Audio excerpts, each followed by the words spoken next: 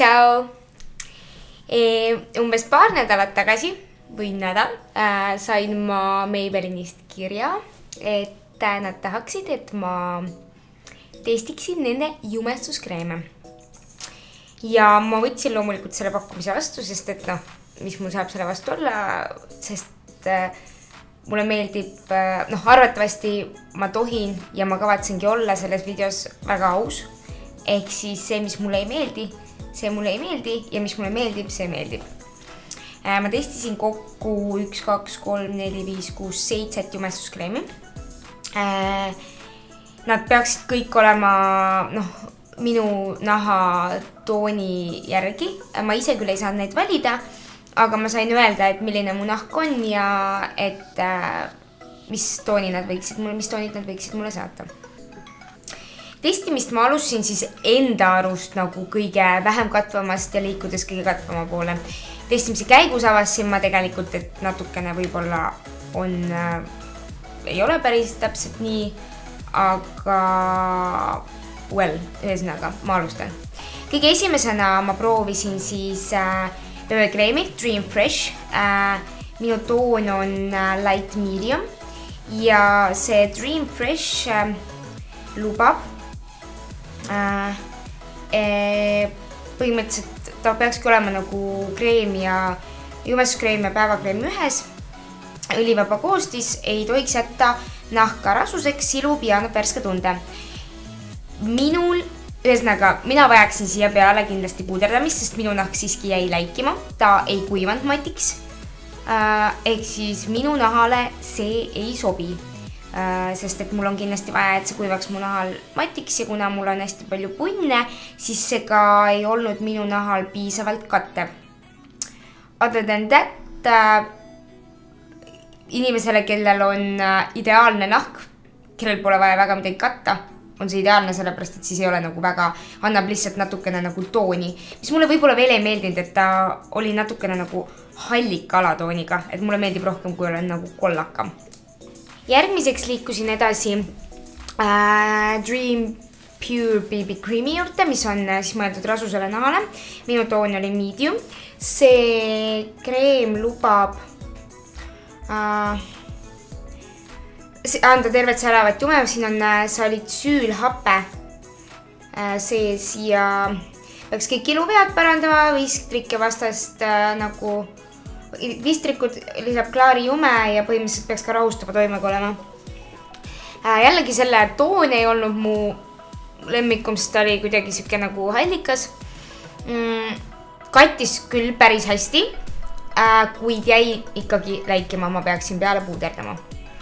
Ja mina arvatavasti kataks ka natuke neid punnikesi veel rohkem.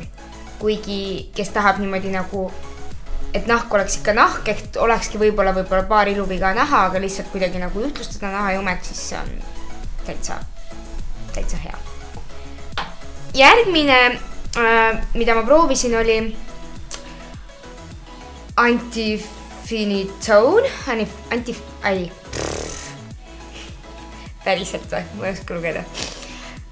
Affinitone. Ma ei oska seda teada.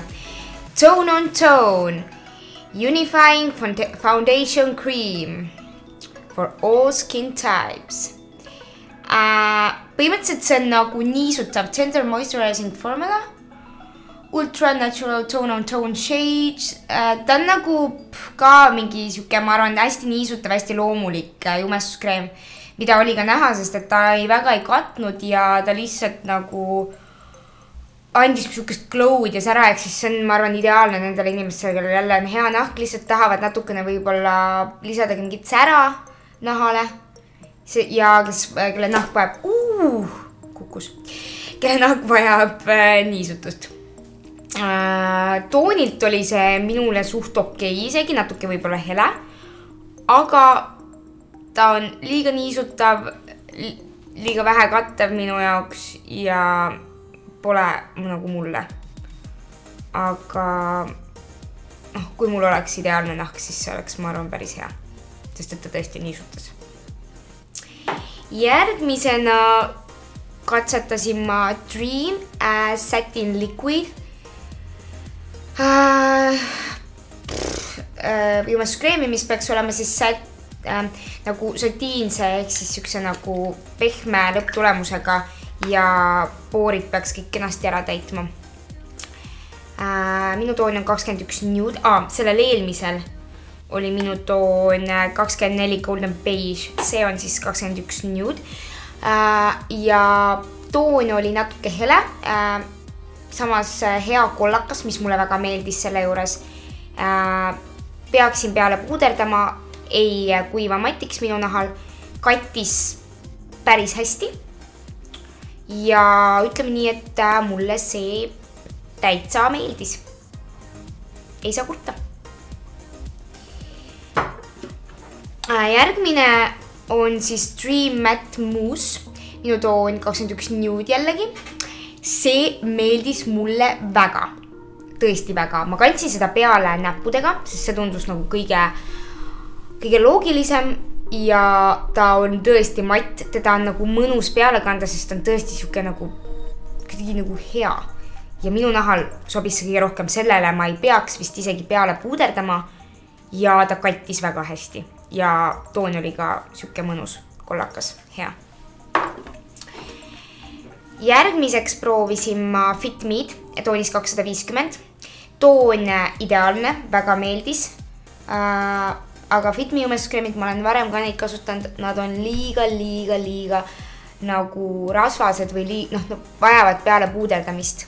Ja neid peab nagu, teda hästi vähe peab alguses peale seda kandma ja natukene nagu üles ehitama ja korralikult peale puuderdama, sest et minu naha jaoks on see tõesti liiga rasune.